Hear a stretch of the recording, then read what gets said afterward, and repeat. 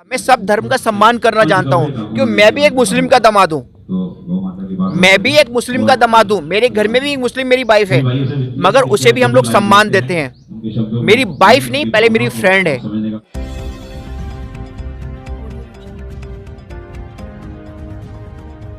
श्री राम। जय जय श्री राम। भारत माता की जय के नारों से गूंज रहा है जंतर मंतर। कौन है ये लोग? ये लोग हैं हिंदू शक्ति दल से। क्यों आए हैं जंतर मंतर? अपनी मांगों को लेकर आए हैं। मुख्य रूप से इनकी मांगे हैं कि दारुल उलूम देवबंद है, वहां पर जो हवाला का सिस्टम ये लोग आरोप लगा रहे हैं कि चल रहा है, वो बंद होना चाहिए। दाऊद इब्राहिम कि जो मुंबई बॉम्ब ब्लास्ट में जिस तरह से दाऊद इब्राहिम और उसके गुर्गों ने जो कारनामे करे, उन पर जो रिपोर्ट है उसको सार्वजनिक किया जाना चाहिए। बहुत सारी मांगों को लेकर हिंदू शक्ति दल जंतर मंतर पर उपस्थित है। आइए बात करते हैं। सर, आपका नाम?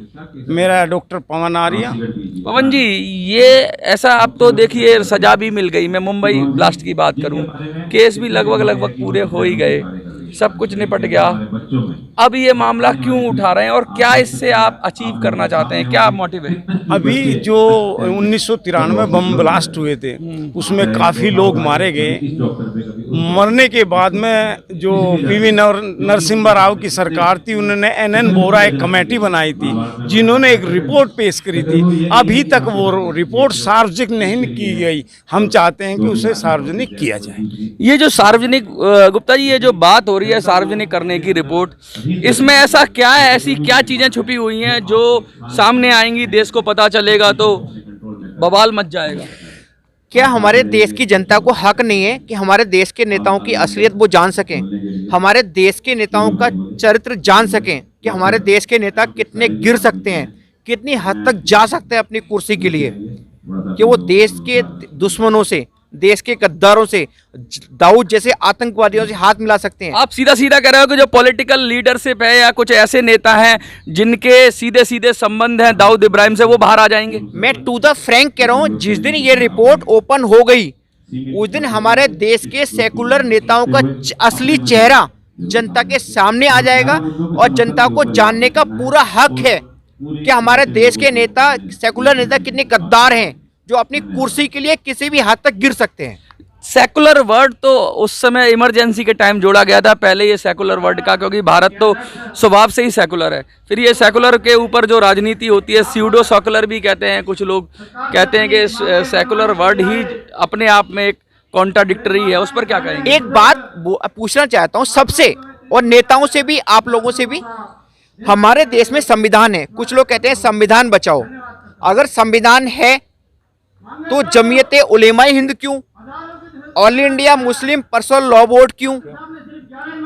सही, एक देश एक विधान की बात कर रहे हो आप? मैं कह रहा हूं कि अगर एक देश है, हमारा एक संविधान है, फिर हमारे लिए संविधान क्यों, उनके लिए all India Muslim personal law board क्यों? संविधान से ही वो शायद मिला हुआ है उनको, वो कहते हैं कि हमें तो संविधान नहीं दिया है।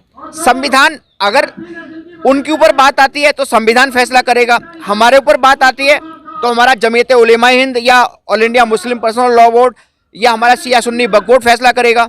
ऐसा दोगला कानून क्यों, मैं ये पूछना चाहता हूँ। ये जो कानूनों की बात हो रही है, ये PFI का क्या मैटर है? PFI तो ऑलरेडी बैंड है, तो PFI का दावत इस्लामी जैसे आतंकवादी संगठन से संबंधों की जांच कराई जाए। और दावत इस्लामी क्या है, ये थोड़ा बताइए।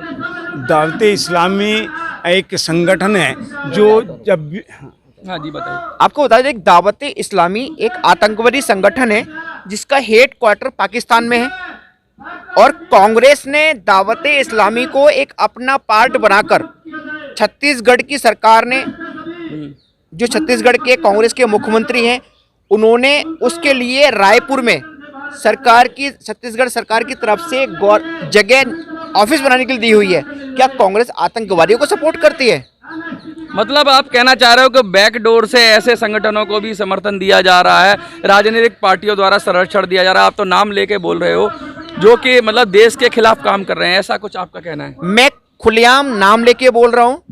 मैं अपने देश के नेताओं को कह रहा हूँ कि हमारे देश में कुछ एक नेता ऐसे हैं जो कुर्सी के लिए किसी भी हद तक गिर सकते हैं, अपनी माँ बहनों को भी सरेआम बेच सकते हैं। वो तो कह रहे हैं कि भारत जोड़ रहे हैं, हम भारत जोड़ो यात्रा निकाली है राहुल गांधी ने, और वो दो भारत को जोड़ रहे हैं, सबको साथ लेके चलने की बात कर रहे हैं। राहुल टूटा ही कब था? पहली बात तो भारत एक था, एक है, एक रहेगा। अभी राहुल गांधी जी ने एक बयान दिया था एक मुस्लिम लीग को लेके। मुस्लिम लीग ने 1980 में 1982 में शायद मुरादाबाद में एक दंगा हुआ था, वो मुस्लिम लीग के प्रदेश अध्यक्ष ने कराया था। उसकी रिपोर्ट जो योगी गवर्नमेंट ने, हमारी माननीय मुख्यमंत्री योगी जी ने सार्वजनिक करने की मांग कर रहे हैं, बहुत अच्छा कार्य कर रहे हैं। क्या मुस्लिम लीग आतंकवादी संगठन नहीं है? और राहुल गांधी तो कह रहे हैं कि वो सेकुलर है, और उन्होंने विदेश में जाके बयान दिया है कि यूनियन मुस्लिम लीग जो है वो सेकुलर पार्टी है, और केरल में जो मिलके सरकार बनाते हैं। फिर मुस्लिम लीग सेकुलर पार्टी है, फिर मुरादाबाद में दंगा किसने कराया? मुरादाबाद में सैकड़े हिंदू मुस्लिम भाइयों की हत्या किसने कराई? ये बता दें मुझे। अगर मुस्लिम लीग सेकुलर पार्टी है तो देश विरोधी बातें क्यों करती है? मैं राहुल गांधी जी से, कांग्रेस के सभी नेताओं से एक बात पूछना चाहता हूं कि अगर संविधान है तो all India Muslim personal law board क्यों? माइनॉरिटी कमीशन क्यों? संविधान से ही मिला है। उनका कहने का मतलब ये है कि अल्पसंख्यकों के अधिकार के लिए अगर राहुल गांधी इतने ही देश के हितैषी हैं तो संविधान खत्म कर दें, अगर उन्हें इतना प्यार है उनसे तो। और सोनिया गांधी के घर में मजार क्यों, मंदिर क्यों नहीं? ये बता दें मुझे। ये आरोप सोनिया गांधी के मजार, ये मैं साफ कह रहा हूं, उनके घर में मजार है, 10 जनपद के अंदर मजार है, जाके देख ले। मंदिर क्यों नहीं है, बताएं मुझे। बहुत गंभीर आरोप लगा रहे हैं पॉलिटिकल पार्टी को, सीधा सीधा कहते हैं कि अल्पसंख्यकवाद की बात हो रही है, किस तरीके से लोगों को बरगलाया जाता है, उस तरह की बात हो रही है। लेकिन आरोप हैं, और आरोप की सत्यता में जांच होनी चाहिए, लेकिन बहुत गंभीर आरोप हैं। चाहे वो 1993 के बॉम्ब ब्लास्ट के बाद की बात कर रहे हो, चाहे वो PFI और दावते इस्लामी जैसे संगठनों की गठजोड़ की बात कर रही हो। ये अजमेर दरगाह क्यों खींची बीच में आपने? अजमेर दरगाह में देखो, जिस टाइम ये कांड हुआ था उस टाइम में एक छोटा बच्चा था। अजमेर दरगाह 92 में एक सोफिया गर्ल्स कॉलेज है, शायद सबको पता होगा। उसमें हमारी 250 से ज़्यादा हिंदू बहनों के साथ, जिनकी उम्र 10 से 15 साल के बीच में थी, उनके साथ ब्लैकमेल करके उन्हें बलात्कार किया गया था। उस टाइम बहुत गंभीर आरोप लगा ये रहे हैं। सबको पता है, सबको पता है। चाहे तो मेरे खिलाफ केस कर दो, मैं जवाब मैं दूंगा। अगर मैं चैलेंज कर रहा हूं सेकुलर नेताओं को, दम है तो मेरे खिलाफ FIR कराएं, कोर्ट में केस करें, प्रूफ मैं करूंगा। आए, अगर मैं खुलेआम कह रहा हूं, मैं एक फौजी का बेटा हूं, मुझे अपने आप प्राउड है कि शहीद का बेटा हूं, शहीद का भाई हूं। दम है तो मेरे खिलाफ केस करें, मैं एविडेंस मैं दूंगा। सेकुलर नेता जितने भी हैं, और अजमेर दरगाह की बात है, अजमेर दरगाह एक बलात्कारियों का अड्डा है, आतंकवादियों का अड्डा है। बहुत गंभीर बात कह रहे हैं आप। लेकिन हिंदू शक्ति दल का 2024 में क्या प्लान है? क्या कुछ लड़ेंगे या चुनाव लड़ेंगे? चुनाव बिल्कुल नहीं लड़ेंगे। हम किसी पॉलिटिकल पार्टी को सपोर्ट बिल्कुल नहीं करेंगे। केवल हमारा दल कैसा फिर, अगर पॉलिटिकल पार्टी है आपकी? हम हिंदुत्व के लिए लड़ेंगे, हिंदुत्व के लिए काम करेंगे। जितना सम्मान हम अपने धर्म का करते हैं, उतना ही सम्मान अन्य धर्म को करना जानते हैं, और जो हमारे धर्म के बारे में बोले उसे कानून के दायरे में लेकर तोड़ना भी जानते हैं। देखिए, हिंदू शक्ति दल साफ साफ कह रहा है कि चुनाव से उनका कोई लेना देना नहीं है, हिंदू समाज के लिए काम करेंगे। लेकिन बहुत सनसनीखेज और बहुत ही कहते हैं गंभीर आरोप लगाए हैं, और हम उसकी पुष्टि नहीं करते। लेकिन एक बात तो है कि बहुत सारी चीज़ें ऐसी हैं देश के अंदर, वो डबल स्टैंडर्ड चल रही हैं, और उनको एक देश एक कानून एक विधान होना चाहिए। कुछ संशोधन की अगर ज़रूरत है तो सरकार उस पर काम भी कर रही है, लेकिन धीरे धीरे ही काम होता है। क्या लगता है सरकार कुछ काम कर रही है और कुछ उम्मीद है? देखो, सरकार काम कर रही है। मैं आपसे एक बात पूछना चाहता हूँ। आपने कहा जमीयत उलेमा हिंद, जमीयत उलेमा हिंद अपने आप को बहुत बड़ा हिंदूवादी कहता है, बहुत बड़ा देश रक्षक कहता है, तो हमारे हिंदूवादी नेताओं के हत्यारों के केस क्यों लड़ता है? हमारे देश में बम ब्लास्ट होते हैं, उनके आरोपियों के केस क्यों लड़ता है?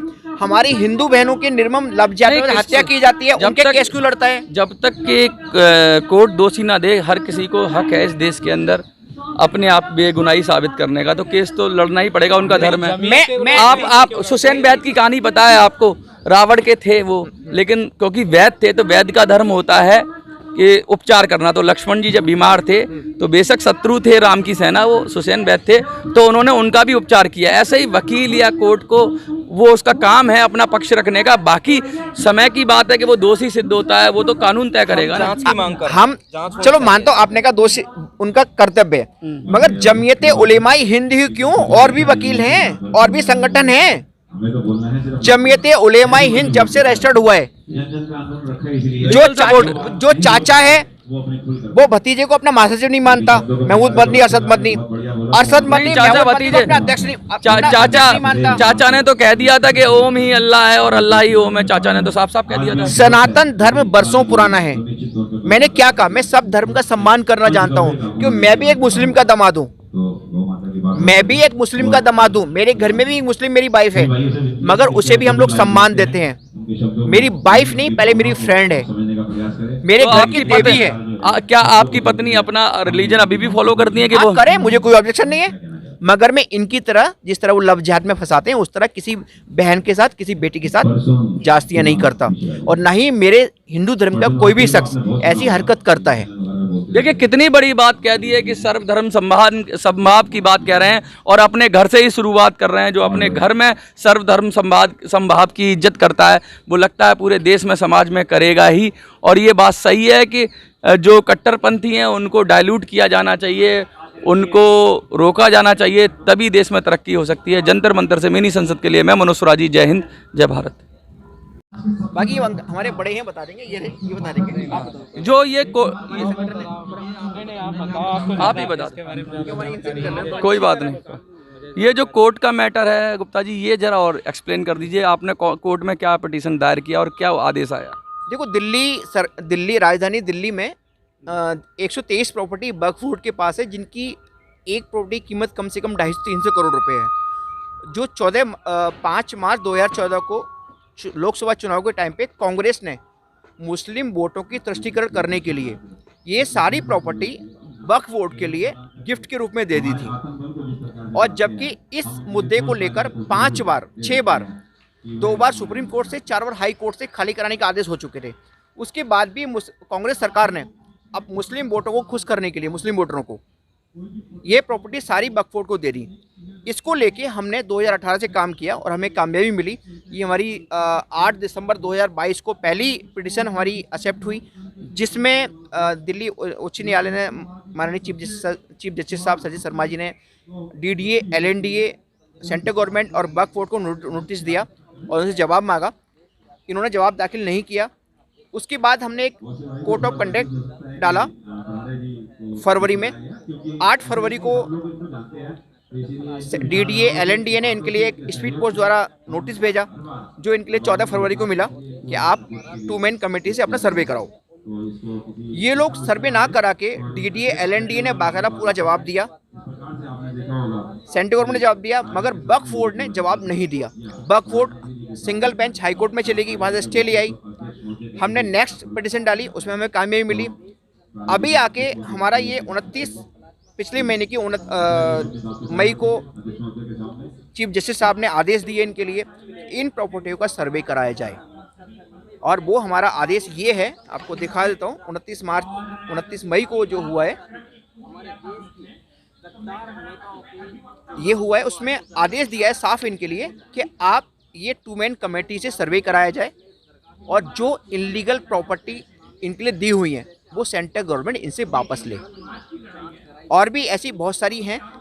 हमने सुप्रीम कोर्ट में भी वक्फ बोर्ड के खिलाफ पिटीशन डाली है। वो आप हमारे बड़ों के आशीर्वाद से, ये हमारे बड़े बुजुर्ग सब खड़े हुए हैं, इनके आशीर्वाद से ये हमारी पिटीशन एक्सेप्ट हो गई है सुप्रीम कोर्ट में भी। और इसी तरह आगे भी हम ये काम करेंगे, और ये आप सब भाइयों का और हमारे बड़ों का आशीर्वाद रहा तो हम लीगल वे में ये सारा काम करेंगे। किसी धार्मिक को या किसी धर्म को या बड़ों को सम्मान को ठेस पहुँचने नहीं देंगे।